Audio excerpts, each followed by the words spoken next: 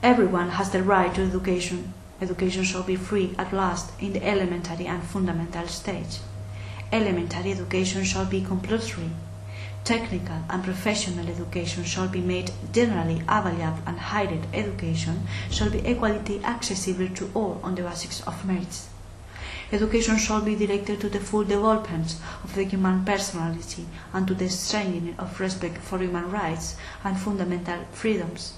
It shall promote understanding, tolerance, and friendships among all nations, racial or religious groups, and shall further the activities of the United Nations for the maintenance of peace.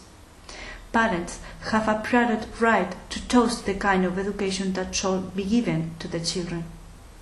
Everyone has the right freely to participate in the cultural life of the community, to enjoy the arts, and to share in scientific advancement and its benefits.